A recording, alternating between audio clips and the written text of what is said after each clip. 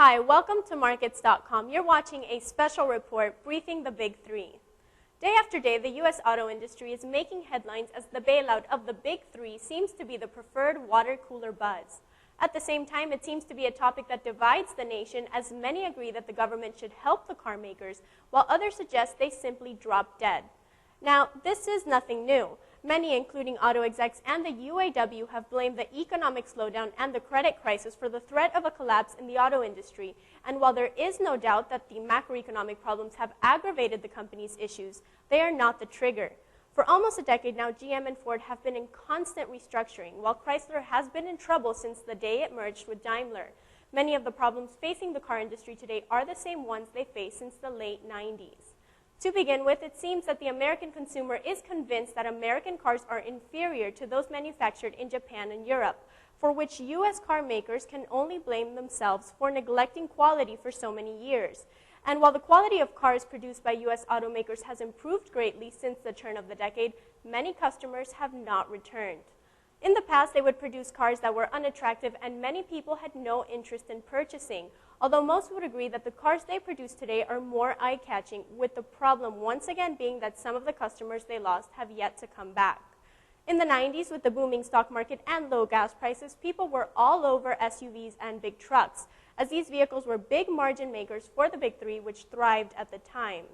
When trends changed, however, the companies were not ready with smaller, more fuel-efficient vehicles, while Japanese automakers continued to improve their lineup of smaller vehicles. GM and Ford were instead fixated on big SUVs and trucks until as recently as 2006, leaving U.S. car makers with few of the high MPG vehicles that consumers want.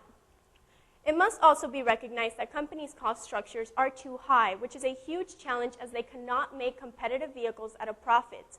At the same time, the UAW and its workers are overpaid compared to workers working at foreign plants in the U.S. A study by the Center for Automotive Research entitled "The Impact on the U.S. Economy of a Major Contraction of the Detroit Three Automakers" based their calculation on the assumptions that production workers had wages of $67,480 a year, while skilled workers had wages of $81,940 a year. To be fair, the executives at GM and Ford are also highly overpaid. Let's take a look at Rick Wagoner and Alan Mulally, who were both paid big bonuses in 2007, although their companies had no major improvements to show for it. Rick Wagoner took home $14.5 million, while Alan Mulally took home $22 million. Because Chrysler is a private company, Bob Minardelli's compensation is undisclosed.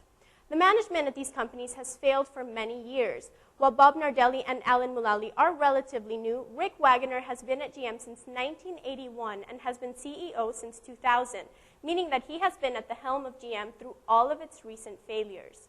It might just be time for new management to come in and change the way these companies think and do business, as Americans and consumers are tired of hearing that outsiders would not understand how the U.S. auto industry works. Now, it appears that the automakers have an urgent need for cash.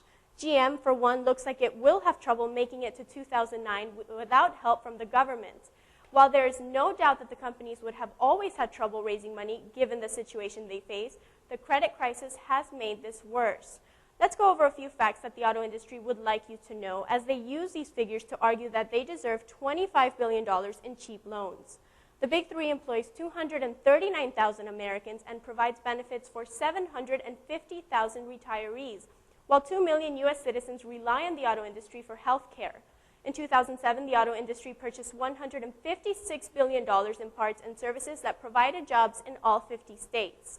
The auto industry is also the largest purchaser of computer chips, electronics, steel, aluminum, plastic, iron, and copper in America, and 610,000 Americans are employed by their suppliers, while 740,000 Americans are employed by their dealerships. U.S. automakers contribute to 4% of GDP. As a result, if all three were to go out of business, 3 million Americans would lose their jobs. The Center for Automotive Research compiled most of those numbers. Now, critics have their argument on why car makers should not get a bailout and instead be allowed to fail, a common one being that the companies are only using the credit crunch as an excuse and that their business model is not worth subsidizing. Another argument suggests it's actually best for these companies to go bankrupt. The reason behind that is that the companies are able to make drastic changes to their cost structure under bankruptcy, which is just what they need to compete against foreign car makers. Others argue that this would be like throwing in good money after bad money, normally citing the story of Leland in the UK, which was nationalized in 1975 and is now defunct.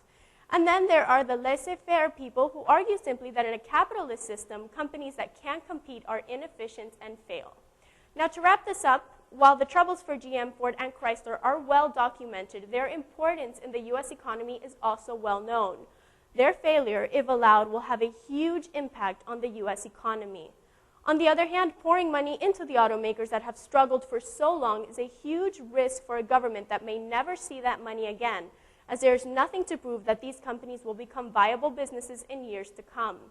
The reality is that a turnaround in the economy is the best bet for US car makers. That way, the rollouts that are expected by Ford and GM in 2010 can turn their situation around, bailed out, or bankrupt. That's it from us. Thanks for tuning in to Briefing the Big Three. I'm Rizana Swegard. Have a great day.